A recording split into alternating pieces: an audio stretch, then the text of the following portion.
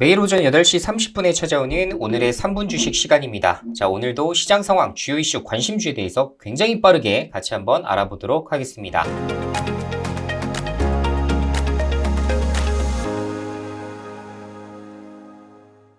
자, 아직 좋아요, 구독하기 안 누르신 분들은 한 번씩 꾹 눌러주시면 감사하겠고요. 자, 먼저 미국 시장부터 같이 한번 체크해 보겠습니다. 다우지수가 0.6% 상승, 나스닥 지수가 1.3% 상승이 나왔습니다. 자, 어쨌든 지난주 미국 시장이 굉장히 좋았다라는 사실은 변함이 없을 것 같고요. 자, 그렇게 미국 시장이 좋게 나올 수 있게 된 배경 중에 하나가 이제 뜨거웠던 노동시장이 냉각 조짐을 좀 보이게 되면서 연말 랠리에 대한 가능성이 그 어느 때보다도 높아졌기 때문입니다. 자, 그리고 11월 달 금리가 어쨌든 간에 동결이 되었고 12월 달의 금리 인상에 대한 부분들도 시장에서는 지금 가능성 자체를 낮게 평가를 하고 있긴 합니다만 아직은 우리가 100% 안심을 할 때는 아니라고 말씀을 드렸었죠. 자, 이 부분이 어디서 드러날 것으로 예상이 되냐면 8일날 파월이 공개석상에 다시 한번 올라섭니다. 자, 그러면 지금까지 그래도 시장의 분위기를 완화시켰었던 미국의 고용시장 둔화에 대한 평가를 어느 정도 내놓을 것으로 예상이 되는데 여기에 따라서 여기서 이제 코멘트들이 강하게 나오느냐 혹은 약하게 나오느냐에 따라서 시장이 다시 한번 급등할 여지가 있다. 이렇게 보시면 되겠습니다.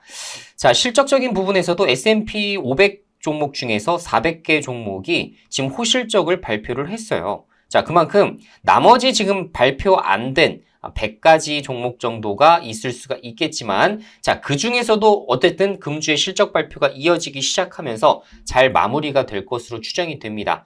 자, 대다수가 지금 호실적을 발표한다는 것은 그만큼 미국 경제가 상당히 견조한 지금 모습들을 나타내고 있다는 것을 의미하기 때문에 증시가 올라가는 그 이유를 뒷받침하기가 상당히 좋죠. 그죠? 그래서 미국 시장은 크게 걱정할 것이 없지만 사실 보통 이제 국내 증시가 문제였기 때문에 국내 증시에 대한 문제점 뒤이어서 한번 설명드려 보도록 하겠습니다. 자, 공매도가 주말 사이에 내년 6월까지 금지된다라는 부분들이 지금 시행을 하겠다라는 부분이 발표가 되었습니다. 자, 공매도 관련해서는 사실 여러 가지 이야기가 좀 있었었죠. 자, 무차입 공매도가 사실상 무차입 공매도가 가능했었기 때문에 이곳 개인 투자자들과 외국인 투자자가 너무나 지금 불공평한 게임을 하고 있다라는 이야기들이 상당히 많았었고 이런 것들을 조치를 해결하기 전까지 공매도를 금지하는 것은 사실상 저는 긍정적이라고 생각을 하고 있어요. 자, 그런데 문제점은 뭐냐면 원래 지금 이렇게 공매도가 금지되게 된 배경 중에 가장 큰 영향을 끼쳤었던 것은 2차 전지 쪽으로 많이 비중을 집중했었던 개인 투자자들이 공매도를 요구했기 때문입니다.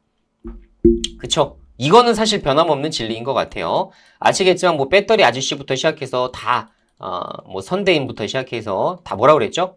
결론적으로는 지금 문제점은 공매도 이런 부분에 좀 있다라는 것들을 좀 이야기를 좀 했었는데 전반적으로 이제 이들을 또 신뢰하는 많은 투자자들이 또 거기에 힘을 실으면서 또 내년도 또 총선도 있죠. 총선을 또 앞두고서 또 이러한 표결 부분 때문에 민심 때문에 어쩔 수 없는 빠른 정책들이 시행된 게 아닌가 이렇게 좀 추정을 합니다.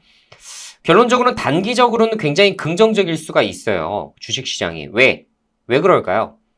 지금 엄청나게 공매도를 강화시켰던 기관과 외국인 입장에서 어떻게 해야 되겠어요? 내년까지 금지가 돼요. 그러면 불안하니까 쇼커버가 들어오겠죠. 쇼커버링. 야, 차라리 지금 갚아버리자. 나중에 내년도 상반기까지인데 내년도 상반기에 주가 올라가면 어떻게 해? 걱정할 수밖에 없죠.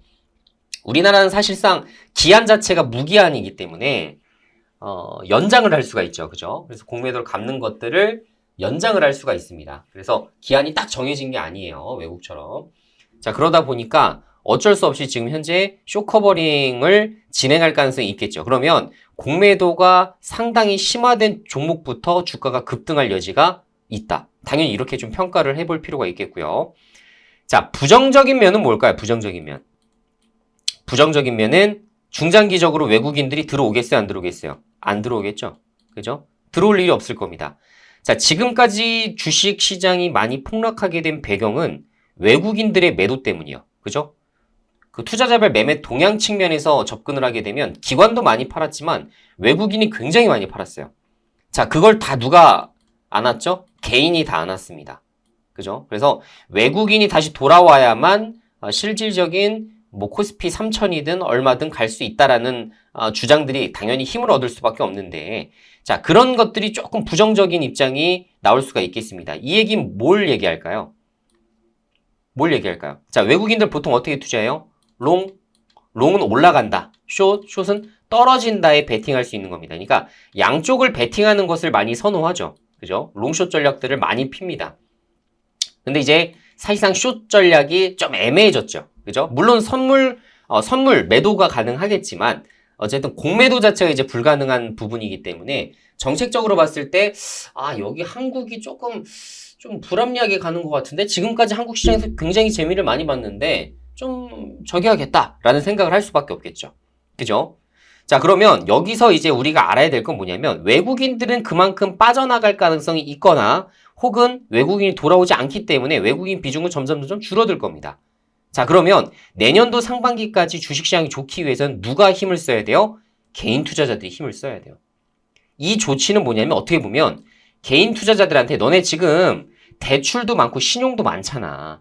내년도 6월 달까지 내가 어쨌든 간에 한시적으로 열어줬으니 뭐예요? 개인 투자자도 빨리 똑똑하게 생각해야죠. 이때까지 어떻게든지 대출을 낮춰야겠다. 이런 생각도 해야 되는 거예요. 왜? 내년 이후부터 다시 공매도가 재개되기 시작하면 외국인들이 폭발적으로 공매도를 진행할 가능성이 있습니다. 그러니까 지수가 막 올라간다고 좋아할 게 아니라 내년도 6월 달까지 우리가 한시적인 기한을 받았다가 생각하고 증시가 올라가더라도 우리가 많은 대출 비중을 끼고 있었던 투자자들은 어떻게 해야 된다? 대출 비중을 무조건 줄여야 된다. 이렇게 생각해야 되는 거예요. 아마 어디 언론사에서도 이런 전략적인 부분을 제시하는 것들은 없을 겁니다. 자, 그래서 말씀드린 대로 내년 6월 달까지 대출 크게 끼신 분들은 반드시 비중을 축소하셔라. 코스피가 3,000이 가든 2,800이 가든 중요하지 않습니다. 하반기에 큰 피해를 받고 싶지 않으시다면 우리가 내년도 상반기까지 반드시 비중을 줄여야 된다라는 말씀 다시 한번 드려보도록 하겠고요. 자, 어쨌든 여기서 이제 여러분들이 잘 승리할 수 있는 그런 전략적인 부분들을만 가져가시면 됩니다. 공매도가 시행돼서 나빠요. 공매도가 뭐 시행되지 않으니까 좋습니다. 이런 부분이 아니에요. 빠르게 내가 어떻게 투자 전략으로 안고 가야 될까를 고민하셔야 되는 게 맞습니다.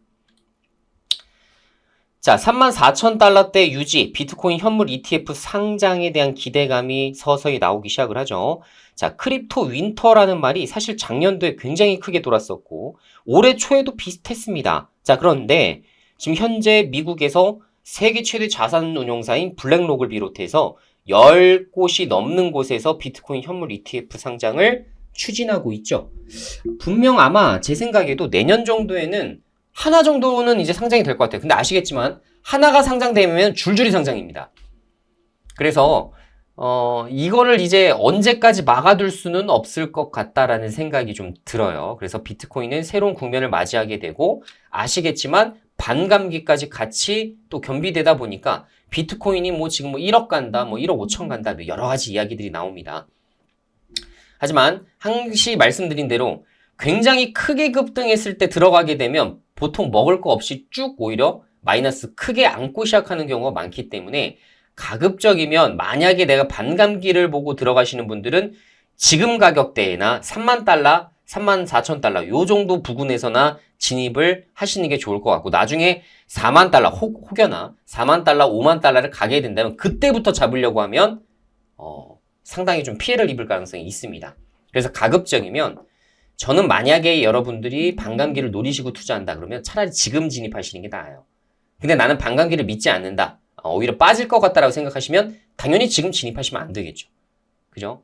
근데 저는 지금 굉장히 스탠스 자체는 보수적입니다. 올라갈지 떨어질지 잘 모르겠어요. 왜냐하면 워낙에 지금 미국도 그렇고 중국도 그렇고 여러 가지 이제 경기 침체에 대한 우려들이 많이 나오고 있는데 지금 비트코인이 거기에 따라서 같이 이제 주가라고 할게요. 주가가 올라갈 수 있을까라는 생각이 들어요. 왜냐하면 비트코인이 지금 처음에 탄생하게 된 계기가 금융위기 이후입니다.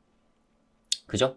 금융위기 이후예요. 그때 이제 2008년도부터 서서히 이제 드러났기 때문에 그런 것들을 봤을 때 비트코인은 어떻게 보면 뭐 디지털 금, 안전자산에 대한 부분들로 최초 탄생을 하긴 했습니다만 실제로 그 역할을 수행하는지 유무는 사실 조금 애매합니다. 그죠? 나스닥 지수랑도 굉장히 밀접하게 움직이기도 했고요.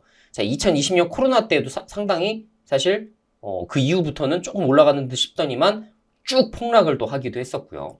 자, 그래서 만약에 이번에 진짜 엄청난 경기 침체가 오게 된다면 과연 비트코인만 급등을 할까? 라는 생각도 좀 듭니다.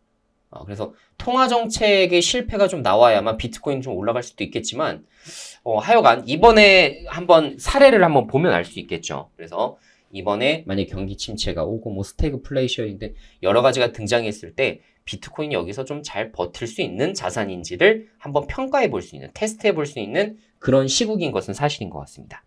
자, 어쨌든 지금 단기적으로는 가격 자체가 상당히 견조하게 움직이고 있기 때문에 우리 기술 투자, 위지트 이런 종목들은 가급적 한 번씩 뭐 단타 관점에서는 접근을 해봐도 괜찮을 것 같다라는 생각은 듭니다.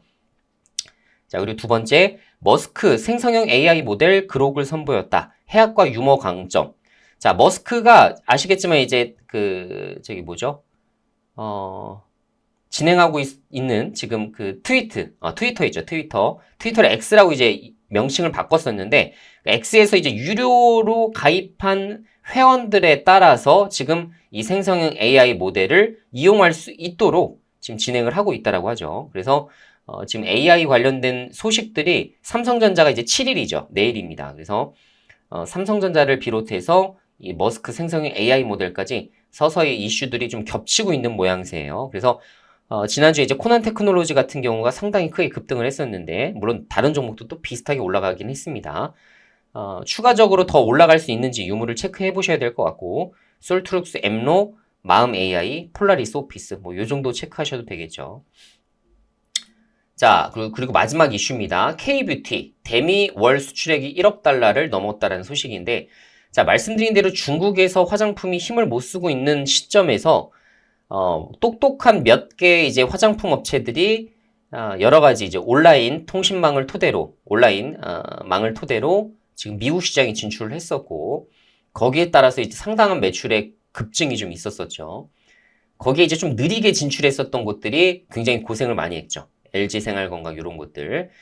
근데 사실상 이제 중소형주들은 미국 시장에 대해서 굉장히 재미를 본 상황이고 따라서 지금 중소형 관련된 종목들 그리고 말씀드린 대로 광군절 이벤트까지 있고 11월 11일 블랙 프라이데이까지 겹치기 시작하면서 관련된 종목들 전체적으로 한번 체크를 해보셔야 될 것 같아요. 그래서 화장품 종목, 뷰티스킨, 뭐 마녀공장, 코리아나, 청담글로벌, 한국화장품제조 여기가 테마주 관점으로 가장 잘 오르는 곳들입니다.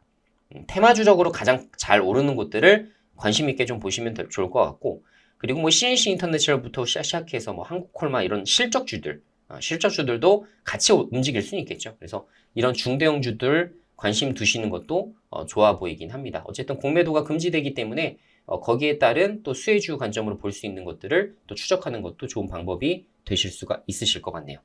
자, 오늘 전체적인 시장 상황과 그리고 주요 이슈들 그리고 종목까지 같이 한번 살펴드렸는데요. 자, 오늘 내용이 도움이 되셨다면 좋아요, 구독하기 누르셔서 추후에도 매일매일 나오는 시황과 정보들 장전에 여러분들이 잘 수집하시기 바라겠습니다. 그럼 내일 이 시간에 다시 뵙도록 하겠습니다.